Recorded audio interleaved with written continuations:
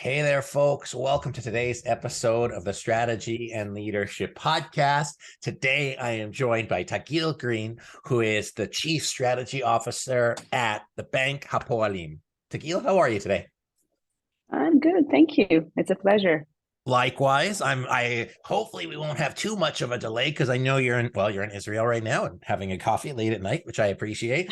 Why don't you tell our listeners a little bit about you, how you got involved with the bank and what the role of a chief strategy officer is, and then we'll get into our conversation.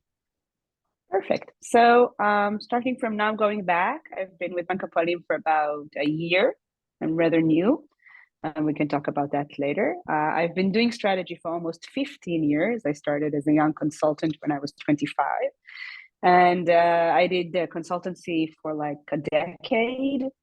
And then I was headhunted into a direct insurance company, followed by the bank. It's what I've been doing for quite a while.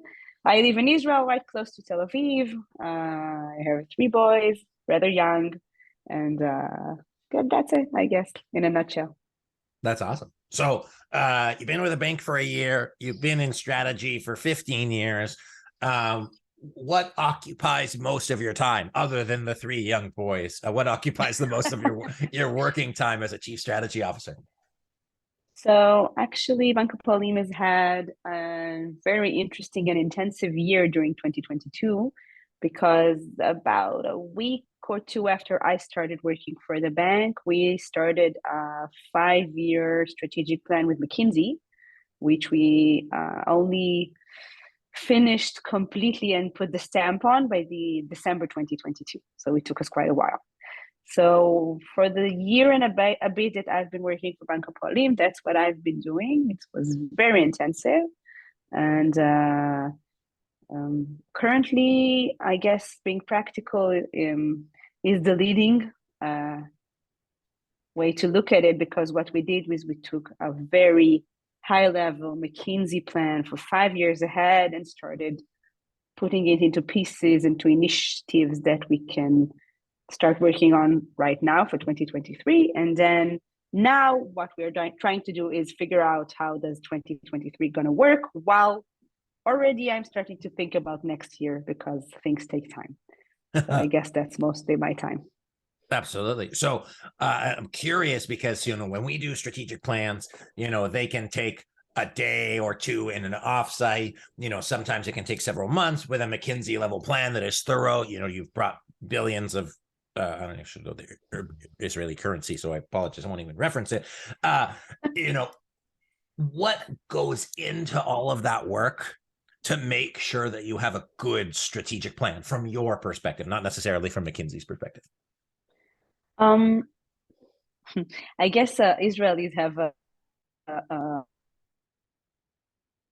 I don't know, A, very practical, and B, maybe a bit blunt. But when we do a strategic plan in Israel, and I know because I have worked with global firms previously, is we tend to be very practical, even sometimes a bit too much.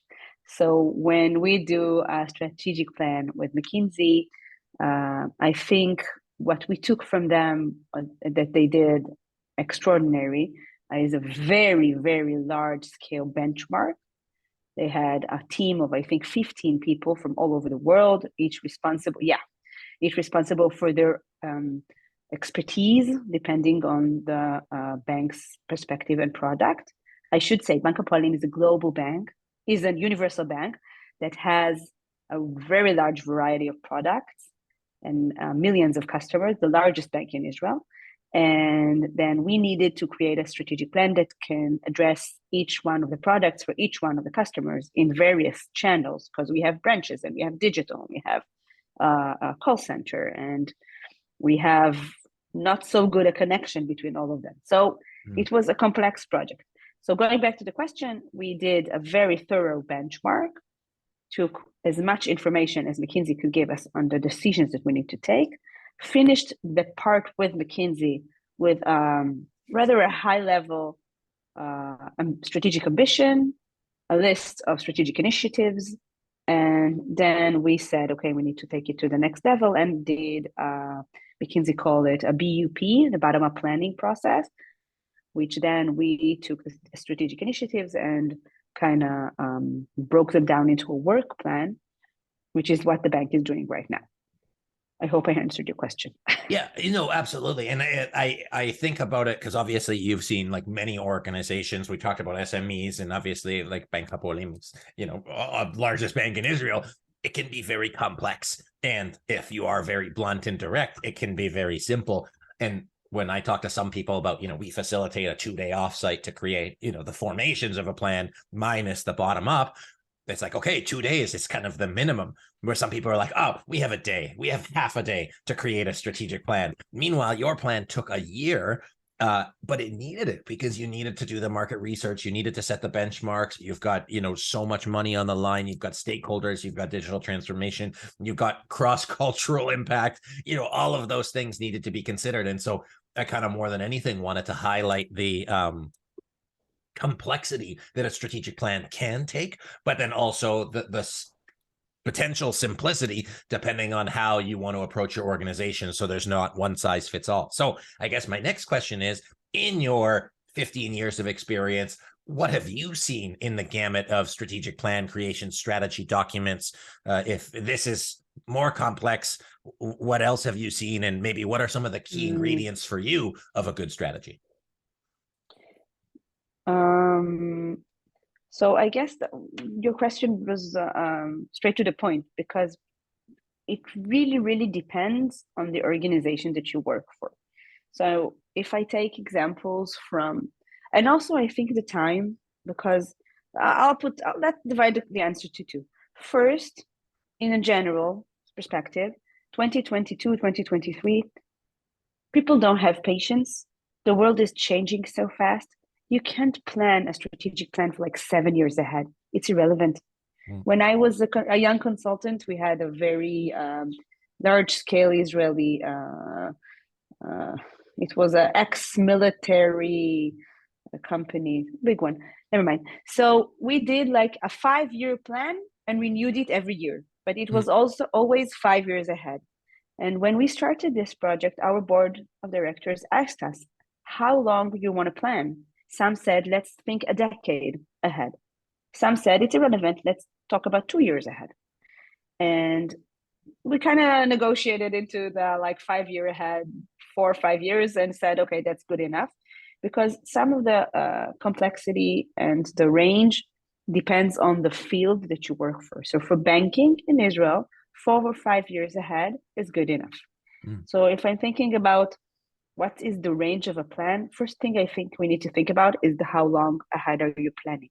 Because if we started thinking about banking like a decade ahead, it would have been completely different what our conclusions would have been and what we wanted to do. So if we think about, I don't know, like tech organizations, you can't plan for 3 years ahead. You need to plan like a year ahead. That's a lot. And also, the second part of the question is the complexity of the strategic plan really depends on your organization. So if you have like a tech company, as I said, it could be short. Banking is very long term. And it depends on the project. It depends on the need of the customer. I can tell you that in 15 years of strategic planning, I had maybe the project with Bank Hapoalim was the longest and the most complex.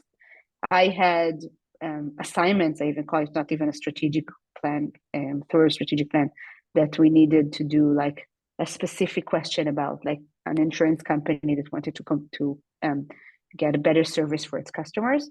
We invested like 2 months in that, and that's it. It was a very capable client. He understood what he needed to do, and he did a very good job, but very fast. And I have to say, I haven't ever saw a strategic project that could have ended in a day or two. That's maybe fits like smaller organizations, but then I think maybe strategic consultancy as we do it is also not the best fit for the question. Because then you sit in a room, you say, okay, what are we going to do for the next year? What's our goals? It should be smaller and simpler than what I have in my head, I think. Yeah. So I guess I'm summing everything up. It's like, how long a range are you talking about? What kind of field is your company working for, and how fast does it change? how many products or customers or lines of businesses or distribution channels do you have? That's also a good question. And what's the main basic goal that you need to address? Because if it's like a big question, where are we going to be? How do we prosper? How do we achieve growth? That's like a big question. But if it's a more specific question, like how are you going to approve our service for our customers, then you have like a smaller project that you need to answer, usually shorter time. Yeah, absolutely. No, that makes a lot of sense. And I think it's, obviously the 1 day, 2 day isn't all of the work because it's the meeting, the agreement, but then you have all the data analysis, the synthesis, the market research, the understanding. But I think that this is so appropriate. And what I was thinking about as we think of the bank specifically is the layers. So if we take an onion, is that you have the surface layer, but to get to the core of, what you're trying to drive, you need to work through all of those layers successfully. So if we take the bank and Hapoalim, the workers' bank, for the workers, the oldest bank in Israel, over 100 years old, I can only imagine that the mission of the bank is central to everything. So you have to make sure that the product lines, current and future, are meeting the needs of your people and your constituents, without giving away any of your plan or any of the secret sauce. What was your approach to make sure that your stakeholders were represented, that you had the voice of the customer throughout that process? And again, just to highlight that I assert you're mission driven, but just to give you an opportunity to kind of talk yourself up for a little bit. Okay, so first I do want to say that it's actually yesterday that we have publicly announced our strategic plan, also to stakeholders, to our investor relations, and to the public. So if we have done this podcast 2 days ago, I would have to be completely zipped up. But now I can talk about not every ingredient, but basically the plan and what it involves. So this is actually very good timing for this. How do we look? I have to say, again, it's like everything depends, but I think the banking sector in Israel has a problem of service, or it gives not good service as it should, while other sectors, have progressed a lot in service. Also, healthcare, insurance, telecom, very good service. Banking is kind of lacking behind. So if we think about our customers, I think the first thing we had to think about was service. It was so out there, so obvious, that we didn't need like very complex customer service to understand where the problems are. Sometimes the answer is simple, and all you need to do is say, okay, I understand the answer is simple of what I need. The question now is how, or how do I improve the service? So I think that was like the easy part. The more important and more complex question was who of the customers and we want to give better service to, and how. Because if you think about it, it's like a complex metrics, like we call it the cube.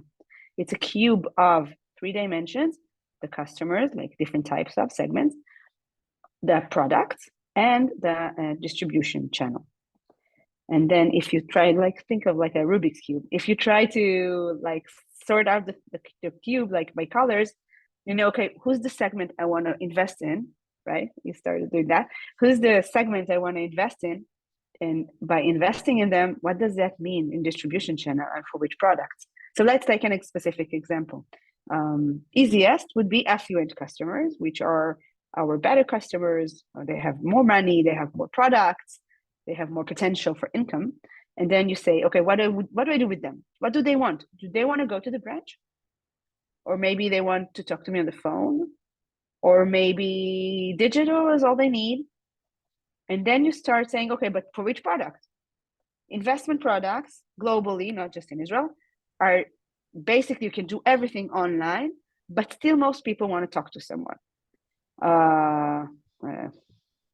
Money transfers, nobody wants to talk to anyone, right? It's just do it digitally and leave me alone. So then you start putting up the pieces on which customer is more important, and but which way are you going to improve their service. And then comes the hard part, which is making decisions on what you do first, because you can't do everything. I can tell you, one of McKinsey's gaps that they have identified was digital sales in Israel in general, not just Bank Hapoalim. Still, we are not as good as the leading benchmark globally in selling products, banking products online. But if we start developing each product online, it would take the bank's technology division 4 to 5 years, but that's irrelevant. So we need to choose. Choosing is hard, but we did. So I think service as the major topic that we understood we need to do better, choosing which customers and which product and which distribution channel do we want to give better service at, and then starting prioritizing to be practical on where do we start this very long journey of giving the better service for our customers. No, I love that. I think it's so like to take it simplified, saying, hey, what is the problem that we're trying to solve or the end point that we're trying to look at? And then like in strategic planning, strategy is about choices. You can't do everything for everybody. And I love the analogy of the cube, because if you move one thing, it impacts all of the processes and systems. So that's why we say exactly. Strategy top down, bottom up, because the work isn't creating the strategy. That's easy, easy air quotes. It's the aligning the operation system and then the psychological change of everybody that's been in the bank. And you might have people that have been there 40 years who've been doing things a certain way. And now you have to say, no, we're doing it this way now. That's the hard work that's not as easy as writing a report, because it's the hearts and minds of the people.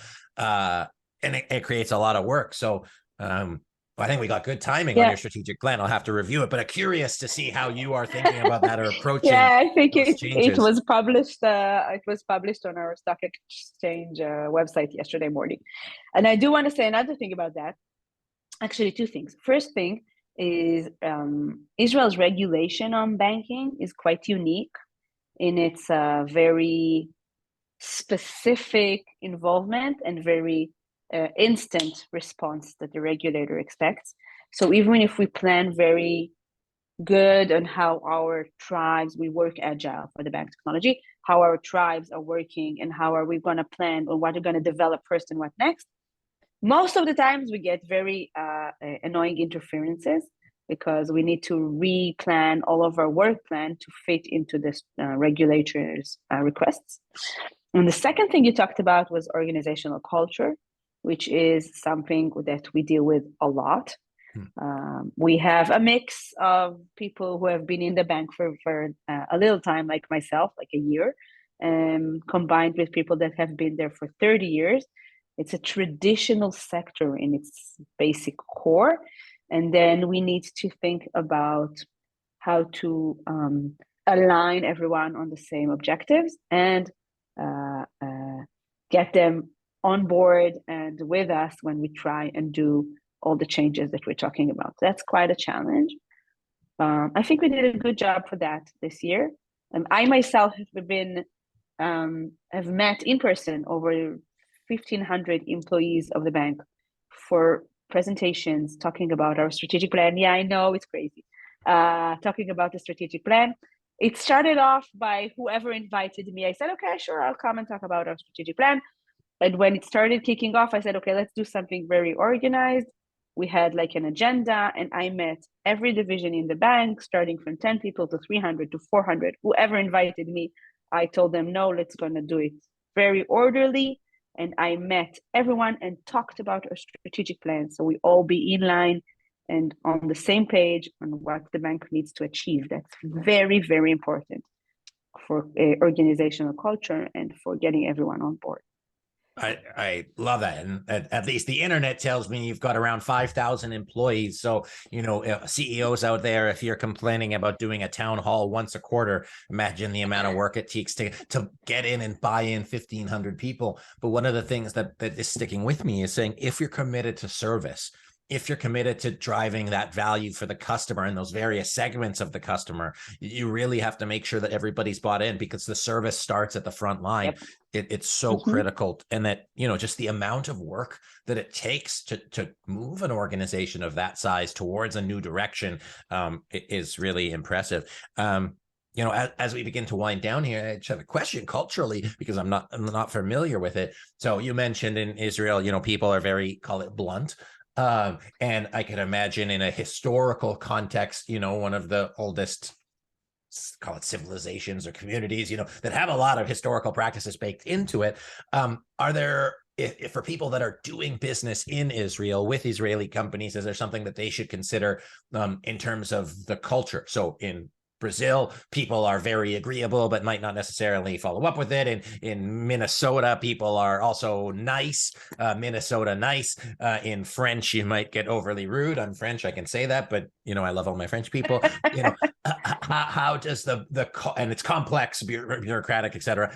What is the business culture expectation in Israel for people to be successful when they're dealing with either Israeli companies or individuals from Israel? That's and this is broad interesting strokes, question, by the way. I'm not trying to throw you under the bus, just genuinely curious. No, go. It's completely okay.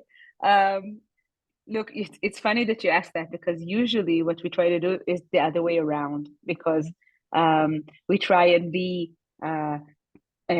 wind down ourselves a bit to be more polite when we talk to people. That sounds bad, but I'll explain. I'll give you an example. I was sitting in an HU of a global company in Switzerland with, I think, 20 people from all over the world. And the lecturer was speaking with very heavy French accent, very low volume. No one could hear a word he said. And everyone was sitting quietly and politely and didn't say anything. And 10 or 15 minutes into the lecture, the only one that says, okay, I have to stop you. I'm sorry, I can't hear a word you say. Please speak up and slowly, because we can't understand. And everyone in the room started laughing and said, of course, the Israeli person would do that. So why am I saying that as an example? Because I think if you do business in Israel, basically, you understand that you need to, basically, you get your answer straight in the face. Decisions are made quite fast and quite on the go and in the process. There isn't a long planning time. We don't take things to the back and think about it for a week and call you back. You get it like on the go. And for most people, that from all over the world, that's quite a change. And for us, that's common. I had, during my time working for direct insurance, we started a innovation hub. It's called GDHTLV, with a Japanese partner, Mitsui Sumitomo Insurance. That's a very big insurance company in Japan. And Japanese have a very specific culture, and Israeli is a very specific culture, and the mix wasn't simple. But after a year of talking over Zoom, because they had COVID, and they came to Israel to live here and do the open innovation projects here, balance. Why? Because we learned to be more patient, talk slower, and wait for answers to arrive. And they learned that we will give them the answer straight to the face. We talk fast, and we always say what we think, even if it's a bit blunt. So I think in most cases it's a good thing. It's very straightforward. Yeah, but sometimes we need to take it down a bit. Thank you for that very blunt and direct assessment of it. What would I expect any less? But I think it's important. So, of course, all leaders need to be aware of the cultures, implicit or explicit, that they work in. As a consultant, we work across Canada and the US, and I won't say that the culture varies drastically, but I will say, East Coast versus West Coast, there are different proclivities, and I would take someone's direct, blunt, and speed over passive or passive aggressive any day. So I'd be right up there asking for them to be louder. So don't worry, and I'm a Canadian, I'm nice and diplomatic. But I think it's, again, matching your systems, processes, and structure with your client needs.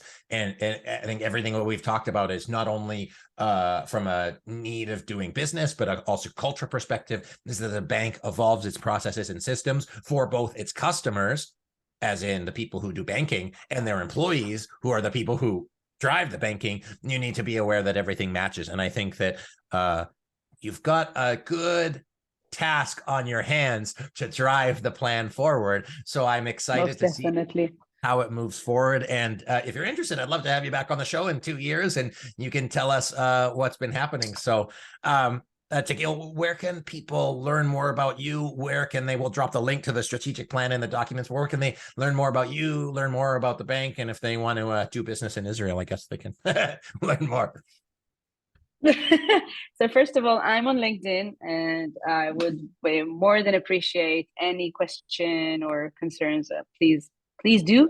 About the bank, we have an English investor relations presentation that came up just yesterday, as I said, talking about our strategic plan. I have to say it's very exciting after a year of working on it to get that baby out. So I strongly advise whoever is interested to look into that. It's not in much detail, obviously, but it's interesting.